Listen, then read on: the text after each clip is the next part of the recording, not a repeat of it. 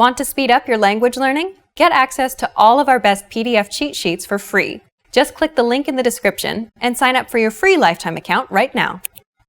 Hi everybody, welcome back to Ask Alicia, the weekly series where you ask me questions and I answer them. Maybe. Let's get to your first question this week. First question this week comes from Nithya. Hi Nithya. Nithya says, the phrasal verb heat up. You said you mostly use this with microwave ovens.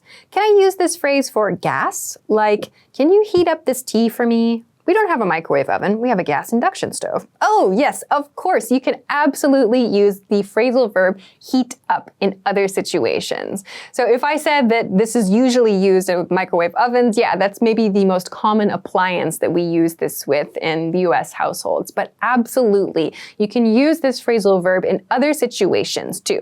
So basically, to heat something up means to make something warm. So you can definitely use it with a stove, you can use it with whatever kind of heating device you have. You can use it to talk about a room, like, oh, can you please heat up the room? It's so cold in here. Or, I want to heat up my lunch on the stove. You can use this for any situation in which you want to make something warm. So we use the phrasal verb heat up to do that. You can also split this phrasal verb, like, I need to heat my lunch up, or let's heat the room up, it's so cold in here. So this is an example of a phrasal verb that you can split. By split, again, just to refresh your mind, I mean you can split the heat from the up, the verb plus the preposition. You can move those two apart and put the object in the middle, like heat my lunch up and heat up my lunch are both totally fine to use. So the short answer is yes, you can definitely use this for situations outside of your microwave oven. The key is that you are making something warm. So thanks very much for this question. Okay, let's move on to your next question. Next question comes from Serioza. Hi Serioza, I hope I said your name correctly. Serioza says, hello Alisha, my question, how do I learn new words? I'm confused. I've heard in other videos that to learn new words, I should study translations. But on the other hand, if I want to think in English, I shouldn't use a translation or I shouldn't use dictionaries. But if I don't understand a word without translating it, what should I do? Thanks for your answer, I appreciate it. Yeah, super, super great question. Of course, it makes sense completely. You want to think in English, right? So you don't want to translate in your head and take all that time. But in order to know the words, you have to learn them somehow, right? So I would recommend that you don't put so much pressure on yourself to try to do everything perfectly in English right away. It's completely natural to study vocabulary words and use dictionaries to look up words that you don't know. I absolutely still do this in Japanese, the language that I've been studying for a very long time. It is 100% acceptable to look up new words that you don't know, and then you practice them, just as you would with any other vocabulary word or any other grammar point that you learn.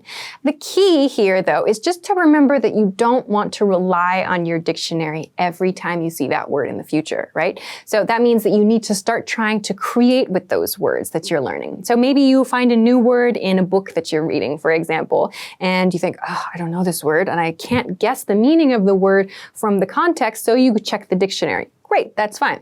Maybe you make a note of the word in your notebook, and then maybe you try to make a sentence or a question with that word, and then maybe you speak something using that word. You say like a sentence with it, whatever. So the key is that you're not just using a dictionary to make your language happen, if that makes sense. You're not relying on the dictionary for your conversations. You're not relying on the dictionary to help you write a paragraph all the time, but rather you check the dictionary when you need to, and then you apply it, right?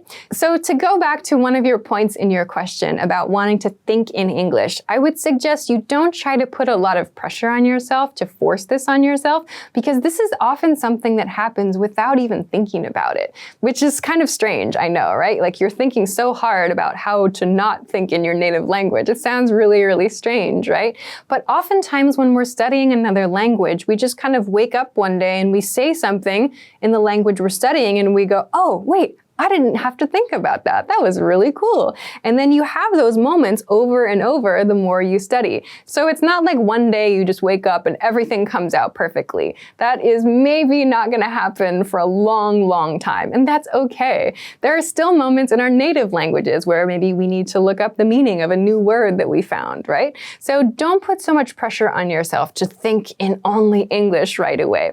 take the time to study the vocabulary words and just start putting them into the information you already know. Start putting them into the grammar structures you know, or start looking at the books that you're reading and thinking about how you can use those words in those books in your everyday life. So just start to think about different ways that you can use the new things that you're learning. So just don't put so much pressure on yourself to think only in English. That's something that will happen gradually and with time. I know that we're all very excited to get to a point where our language skills can be really, really smooth and everything can sound great and perfect. But in reality, it does take work to get there. So if you're having some trouble with this kind of desire to get to that point really, really quickly, maybe try setting yourself some really small goals. That might help a little bit. So maybe you decide, okay, this week I'm going to focus on how to order something on the phone, like a delivery food item maybe. And then you practice that over and over and over so that you're able to say that without thinking so much in your native language. Maybe if you really, really, really want to push for that kind of, oh, no, thinking in my native language state, you can set yourself some small goals like that. So that means like an everyday life moment that you just practice a lot in English until you can do it without thinking about it. So to recap very quickly, these would be my recommendations. 1, it's completely okay to use a dictionary to look up new words that you don't know. It's totally natural. 2, try to use the new words that you're learning in different ways in your life. Make sentences, make different questions with them, whatever it is, make sure to use them. 3rd, don't put so much pressure on yourself to try to get to that point where you don't need to think in your native language ever again. It's not super realistic, especially if you're in the beginning stages. And 4th, try to set some small goals for yourself so that you can work towards something specifically without thinking about it. So I hope that these tips answer your question and help you with your motivation as you continue learning new vocabulary words. Thanks very much for sending it along. Okay, let's move on to your next question. Next question comes from Anna Maria. Hi, Anna Maria.